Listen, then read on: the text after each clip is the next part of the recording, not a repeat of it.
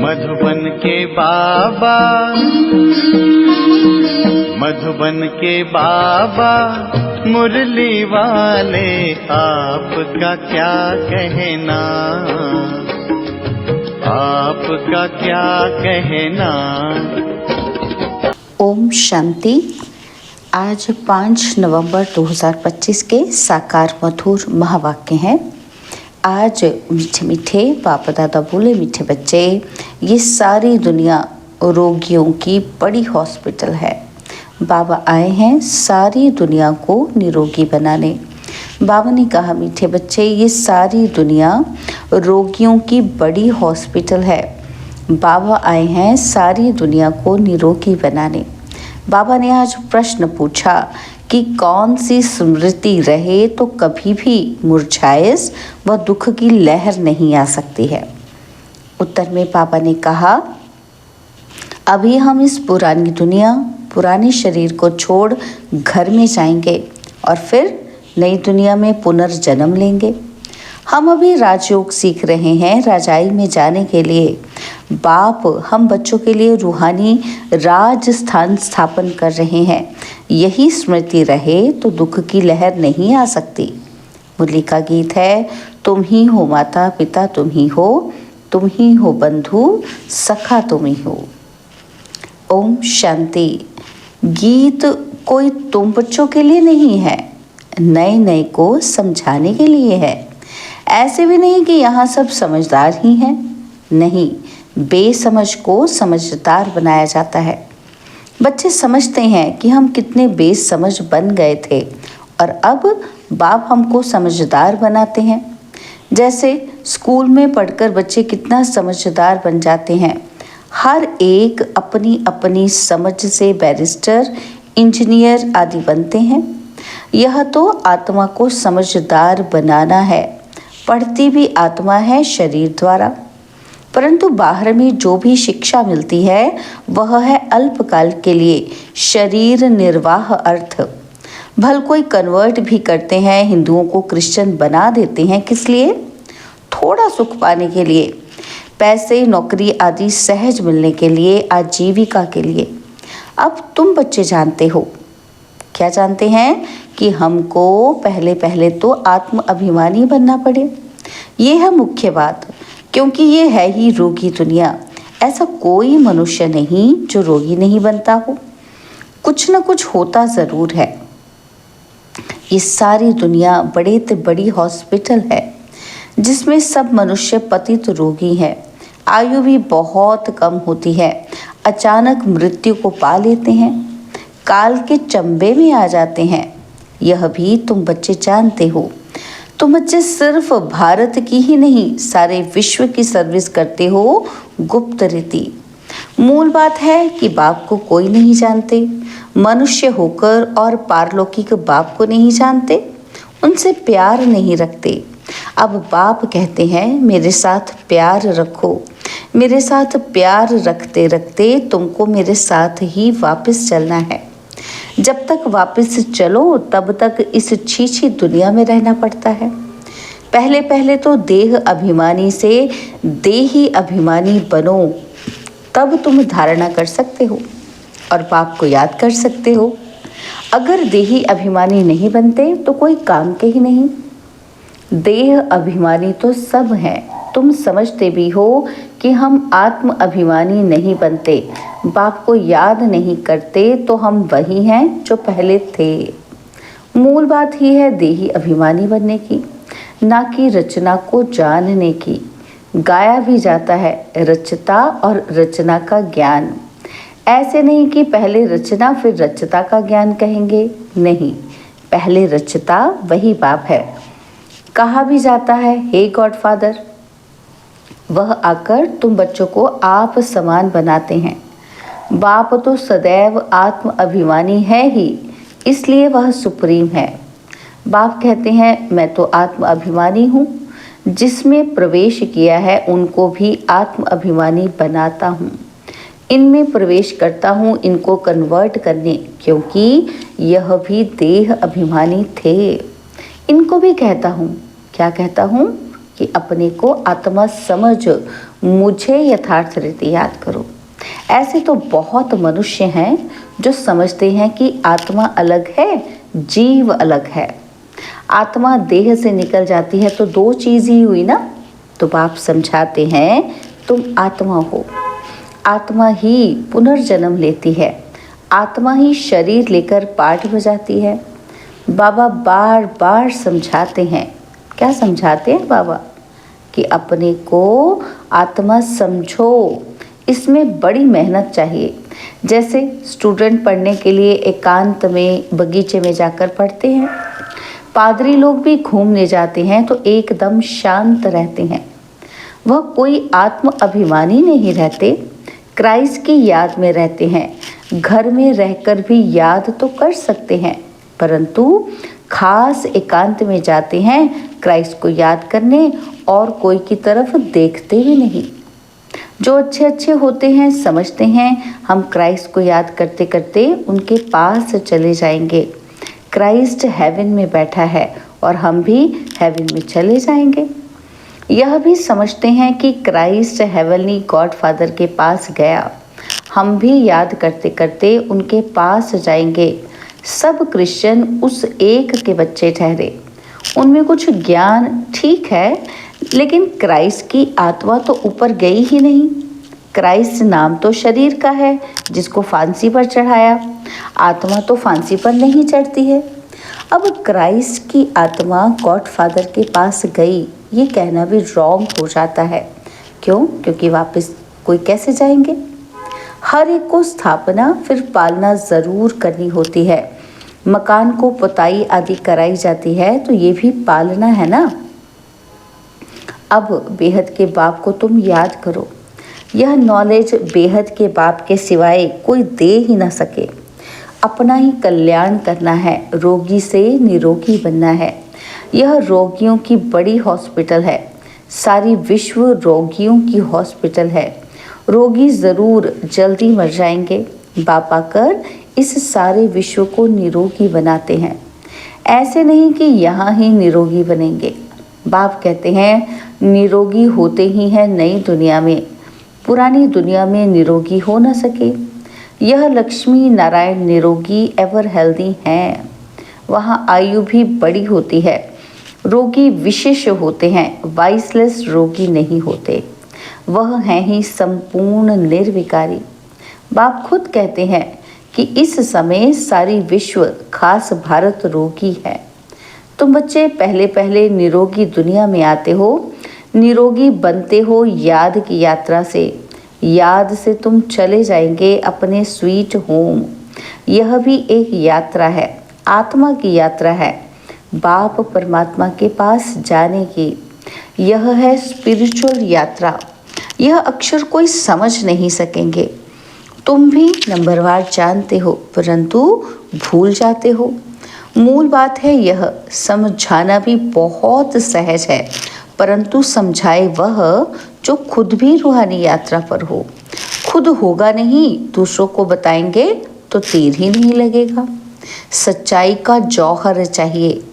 हम बाबा को इतना याद करते हैं जो बस स्त्री पति को कितना याद करती है।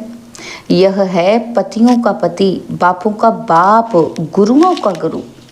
तो गुरु लोग भी उस बाप को ही याद करते हैं। क्राइस्ट भी बाप को ही याद करते थे, परंतु उनको कोई जानते ही नहीं है। बाप जब आए तब आकर अपनी पहचान देवें। भारतवासियों को ही बाप का पता ही नहीं है तो औरों को कहाँ से मिल सकता। विलायत से भी यहाँ आते हैं योग सीखने के लिए, समझते हैं प्राचीन योग भगवान ने सिखाया। यह है भावना। बाप समझाते हैं सच्चा सच्चा योग तो मैं ही कल्प कल्प आकर सिखलाता हूँ, एक ही बार। मुख्य बात है अपने को आत्मा समझ बाप को याद करो। इसको ही रूहानी योग कहा जाता है, बाकी सबका है जिस्मानी योग। ब्रह्म से योग रखते हैं, यह भी बाप तो नहीं है, वह तो महतत्व है, रहने का स्थान। तो राइट एक ही बाप है, एक बाप को ही सत्य कहा जाता है। यह भी भारतवासियों को पता ही नहीं कि बाप ही सत्य कैसे है। वही सच्चेखंड की स्थापना करते हैं, सच्चेखंड और झूठखंड। तुम जब सचखंड में रहते हो तो वहां रावण राज्य नहीं होता। आधा कल्प बाद रावण राज्य झूठखंड शुरू होता है। सचखंड पूरा सत्य को कहेंगे और फिर झूठखंड पूरा कलयुग का अंत। अभी तुम संगम पर बैठे हो, ना इधर हो ना उधर हो, तुम ट्रेवल कर रहे हो। आत्मा ट्रेवल कर रही है, शरीर नहीं। बाप आकर के यात्रा करना सिखलाते हैं, यहाँ से वहाँ जाना है, तुमको यह सिखलाते हैं। वो लोग फिर स्टार्स, मून आदि की तरफ जाने की ट्रेवल करते हैं।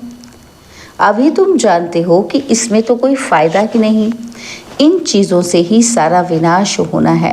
बाकी जो भी इतनी मेहनत करते हैं सब व्यर्थ। तुम जानते हो, क्या जानते हैं हम, कि ये सब जो चीज़ें साइंस से बनती हैं ना, वह भविष्य में तुम्हारे ही काम आएंगी। यह ड्रामा बना हुआ है। बेहद का बाप आकर पढ़ाते हैं तो कितना रिगार्ड रखना चाहिए। टीचर का वैसे भी बहुत रिगार्ड रखते हैं। टीचर फरमान करते हैं, अच्छी रीति पढ़कर पास हो जाओ। अगर फरमान को नहीं मानेंगे तो नापास हो जाएंगे। बाप भी कहते हैं, तुमको पढ़ाते हैं विश्व का मालिक बनाने। यह लक्ष्मी नारायण मालिक हैं।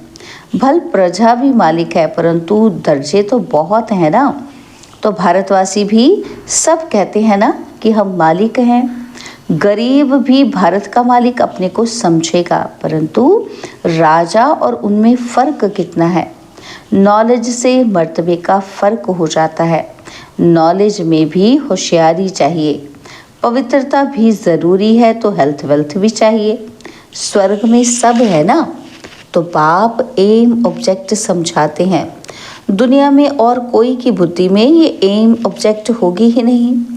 तुम फट से कहेंगे कि हम ये बनते हैं, सारे विश्व में हमारी राजधानी होगी। यह तो अभी पंचायती राज्य है। पहले थे डबल ताजधारी, फिर एक ताज और अभी 9 ताज।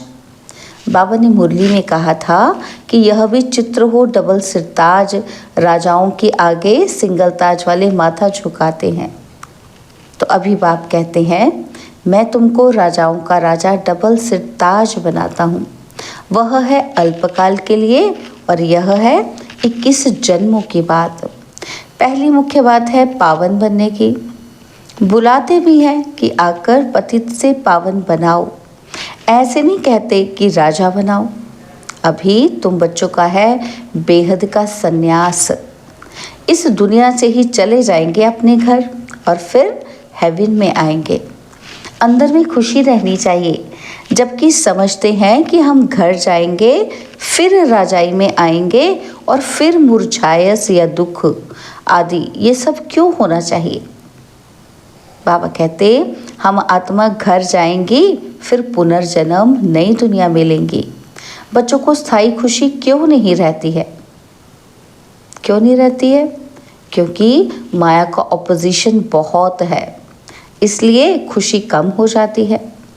पतित पावन खुद कहते हैं कि मुझे याद करो तो तुम्हारे जन्म जन्मांतर के पाप भस्म हो जाएंगे।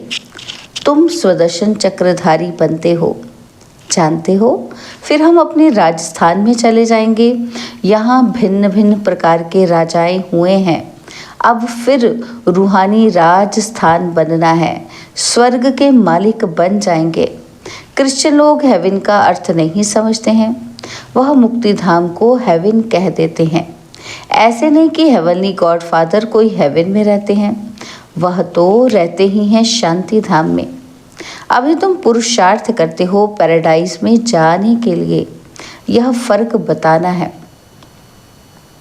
गॉड फादर है मुक्ति धाम में रहने वाला और हेवन नई दुनिया को कहा जाता है।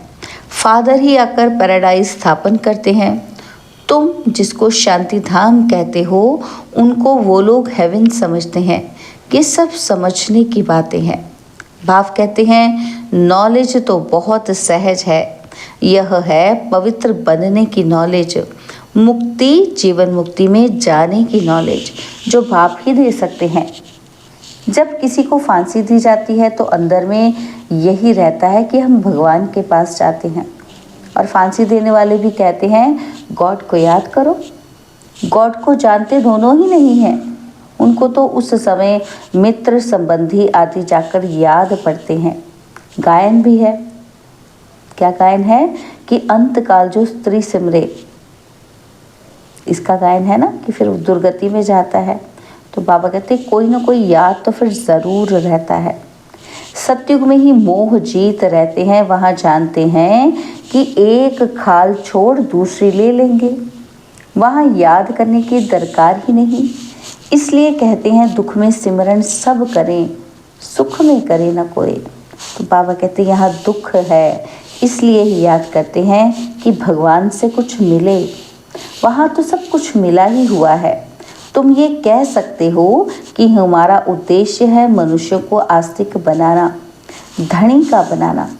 अभी सब निधन के हैं, हम धन का बनते हैं। सुख शांति संपत्ति का वर्षा देने वाला बाप ही है। इन लक्ष्मी नारायण की कितनी बड़ी आयु थी, यह भी जानते हैं कि भारतवासियों की पहले पहले आयु बहुत बड़ी रहती थी, अब छोटी है। क्यों छोटी हुई है ये भी कोई नहीं जानते। तुम्हारे लिए तो बहुत सहज हो गया है समझना और समझाना भी। सो भी नंबरवार हैं, समझानी हर एक की अपनी अपनी है। जो जैसी धारणा करते हैं ऐसे समझाते हैं। अच्छा, मीठे मीठे सिकिलते बच्चों प्रति माता पिता, बाप दादा का याद प्यार और गुड मॉर्निंग। रूहानी बाप की रूहानी बच्चों को नमस्ते। हम रूहानी बच्चों की रूहानी बाप दादाजी को दिलवा जान सिकवा प्रेम से नमस्ते। ओम शांति। प्यारे बाबा, मीठे बाबा, मेरे बाबा, शुक्रिया बाबा, शुक्रिया बाबा, शुक्रिया। धारणा के लिए मुख्य सार है, पहला पॉइंट है जैसे बाप सदैव आत्म अभिमानी है, ऐसे आत्म अभिमानी रहने का पूरा पूरा पुरुषार्थ करना है। एक बाप को दिल से प्यार करते करते बाप के साथ घर चलना है। और सेकंड पॉइंट है बेहद के बाप का पूरा पूरा रिगार्ड रखना है, अर्थात बाप के फरमान पर चलना है। बाप का पहला फरमान है कि बच्चे अच्छी रीति पढ़कर पास हो जाओ, इस फरमान को पालन करना है। बाबा ने आज हमको वरदान दिया, शक्तिशाली सेवा द्वारा निर्बल में बल भरने वाले सच्चे सेवाधारी भव। शक्तिशाली सेवा द्वारा निर्बल में बल भरने वाले सच्चे सेवाधारी भव। सच्चे सेवाधारी की वास्तविक विशेषता है निर्बल में बल भरने के निमित्त बनना। सेवा तो सभी करते हैं, लेकिन सफलता में जो अंतर दिखाई देता है उसका कारण है सेवा के साधनों में शक्ति की कमी। जैसे तलवार में अगर जौहर नहीं तो वह तलवार का काम ही नहीं करती। ऐसे सेवा के साधनों में यदि याद की शक्ति का जौहर ही नहीं तो सफलता नहीं। इसलिए शक्तिशाली सेवाधारी बनो, निर्बल में बल भरकर क्वालिटी वाली आत्माएं निकालो, तब कहेंगे सच्चे सेवाधारी। स्लोगन है हर परिस्थिति को उड़ती कला का साधन समझकर सदा उड़ते रहो। हर परिस्थिति को उड़ती कला का साधन समझकर सदा उड़ते रहो। बाबा के अव्यक्त इशारे अशरीरी व विदेही स्थिति का अभ्यास बढ़ाओ। बाबा कहते वैसे अशरीरी होना सहज है, लेकिन जिस समय कोई बात सामने हो, कोई सर्विस के झंझट सामने हो, कोई हलचल में लाने वाली परिस्थितियां हो, ऐसे समय में सोचा और अशरीरी हो जाएं, इसके लिए बहुत समय का अभ्यास चाहिए। सोचना और करना साथ साथ चले, तब अंतिम पेपर में पास हो सकेंगे। अच्छा, ओम शांति। और अब यह एक बहुत अच्छी वीडियो भी जरूर देखें।